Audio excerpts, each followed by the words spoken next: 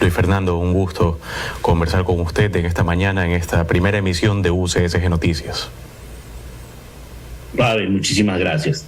Aquí a las órdenes. Con respecto a la Cámara Ecuatoriano-Turca de Comercio e Industrias, ¿cuál diría usted que es el rol actualmente del empresario ecuatoriano en su relación con Turquía? ¿Cómo está el panorama del comercio exterior en el Ecuador? Bueno, Turquía es un país muy importante y los empresarios ecuatorianos están muy interesados en poder consolidar, mejorar e innovar esa relación de intercambio comercial con Turquía, ¿no? Estamos gestionando la manera de poder estrechar lazos con la representación diplomática de Turquía aquí en Ecuador, conversar de los planes que se tienen, viajar a Turquía para establecer en estos lazos de comunicación y conocer los intereses de ellos también, cuáles son los intereses de ellos hacia el mercado ecuatoriano, ¿no? Y poder reunirnos con la contrapartida nuestra allá. Esa es la idea. Turquía es un país muy importante, no solo como Turquía, por ser un país de una población grande y un mercado fuerte, sino que también es un hub, ¿no? Turquía es la puerta de entrada a Asia Media, al Medio Oriente, y un centro financiero muy importante.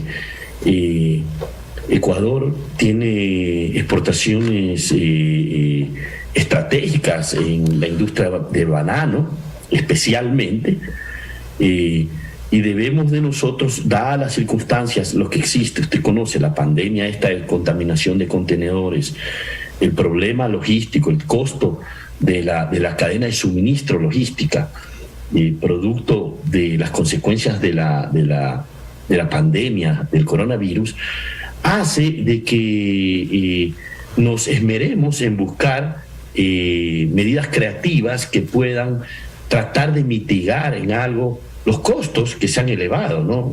Logísticos, los costos de las materias primas, del papel, de los insumos productos del petróleo. Por eso es que estamos trabajando para hacer algún tipo de conexiones en este sentido. Precisamente sobre eso, Luis Fernando, vemos pues que usted ha venido señalando durante algún tiempo que el tema de la contaminación de los contenedores con narcóticos se ha convertido pues verdaderamente en una pandemia que pone en riesgo la labor de los exportadores e importadores. Pero en ese sentido, ¿qué es lo que hace que esta situación en comercio exterior sea propicia para que los narcotraficantes utilicen este mecanismo para poder contaminar los contenedores? ¿Qué clase de controles hacen falta para poder mitigar esta situación?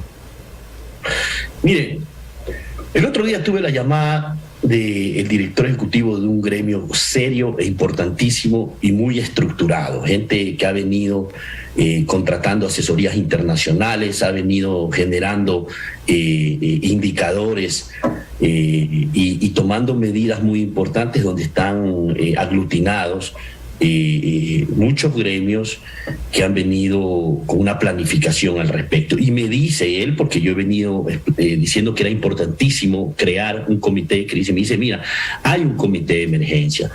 Incluso me dijo que me va a invitar al próximo comité de emergencia.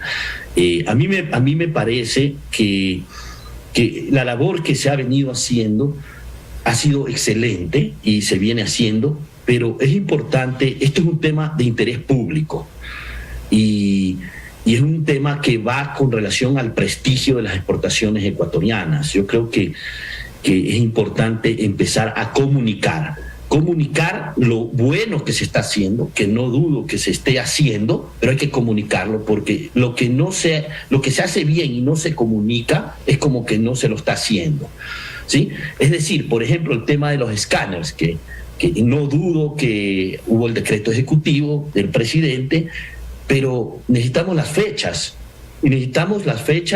y cómo va el cronograma caminando, tanto con los puertos que están concesionados como con los puertos privados, porque eso es fundamental.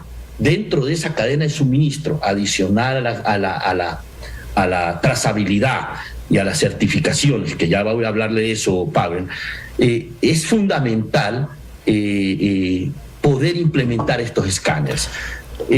Uno de los puertos, Pavel, para que usted conozca, más importantes, el puerto de aguas profundas de Osorja, DP World, tiene escáneres, ¿sí?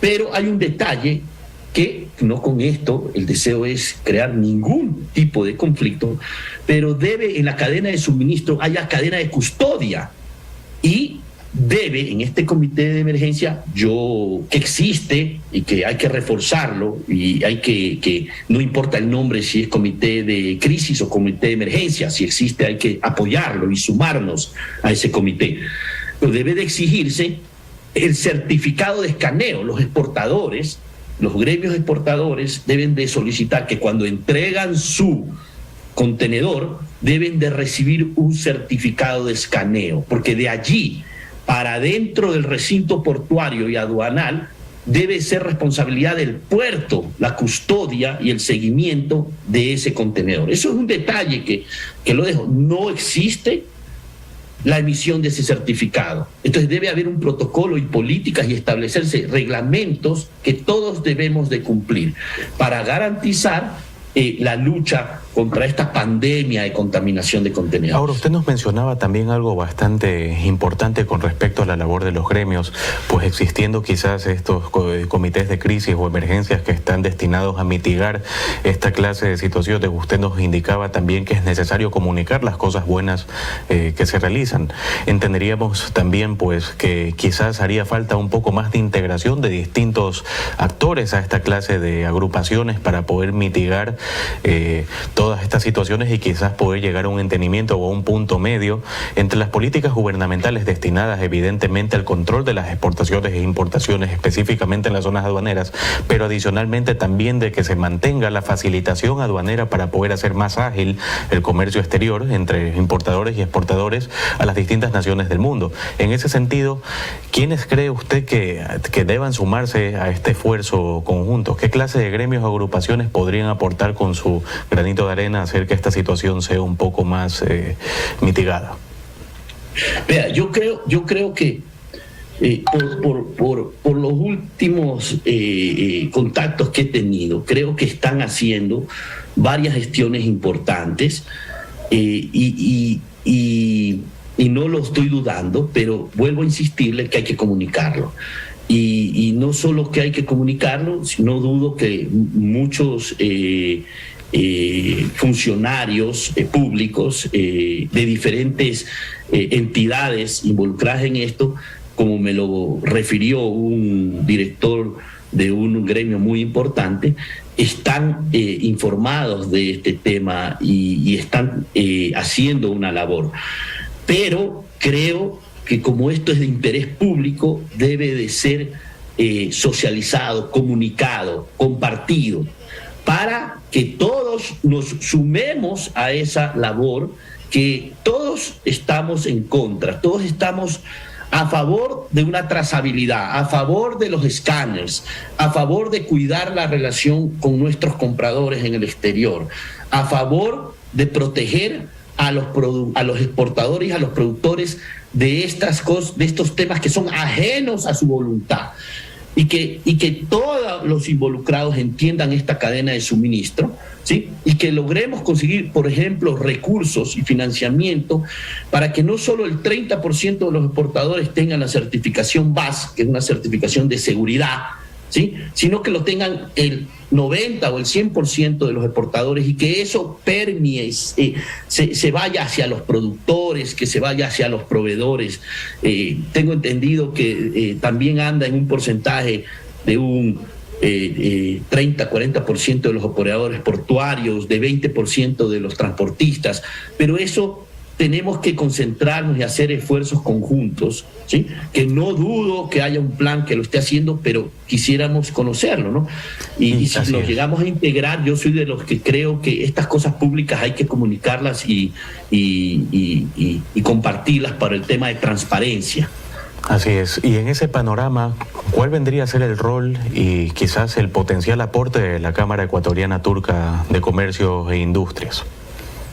La Cámara Ecuatoriana Turca y su directorio lo que quieren es sumarse de una manera constructiva a las gestiones que no dudo que se están haciendo, pero que creemos podemos aportar con 30 años de experiencia en el sector del comercio exterior ecuatoriano, habiéndonos caído, habiendo sido empresarios, funcionarios de grupos muy importantes, habiendo sido empresarios y habiendo cometido los errores que la vida hace que cometan, uno los capitaliza, ¿sí?, con humildad y los quiere aportar para este sector que lo conocemos y que es importante. Y presidiendo esta Cámara y quienes son parte del directorio, lo que queremos es sumarnos a la posibilidad de atacar estas cosas ajenas al negocio y que le hacen tanto daño al prestigio de las exportaciones de Ecuador. Así es. Luis Fernando, viéndolo ya desde el ámbito particular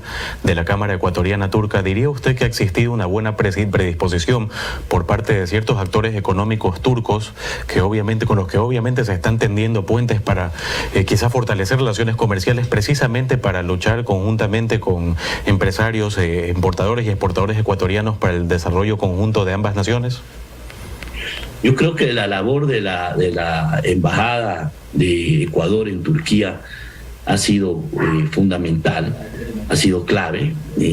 Tengo información que ha habido mucho compromiso de parte de la Embajada.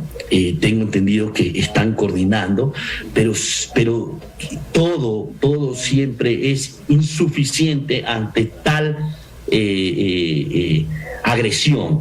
Por lo tanto, yo considero que hay que intensificar y hay que poder aumentar la frecuencia de las reuniones de trabajo, los cronogramas, las fechas y la comunicación en este sentido. Y creo que esto es una manera de sumar.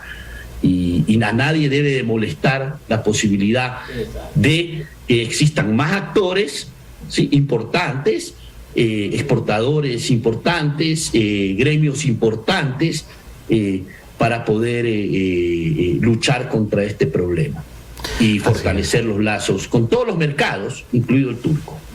Luis Fernando, queremos agradecerle por haber compartido con nosotros en esta mañana, en esta primera emisión de UCSG Noticias. Muy buenos días. Le agradezco a usted, Pavel, y al medio de comunicación que ustedes dirigen, que es un medio serio, técnico e investigativo. Muchas gracias. Este ha sido nuestro diálogo con el ingeniero Luis Fernando Rivadeneira, presidente ejecutivo de la Cámara Ecuatoriana Turca de Comercio e Industrias.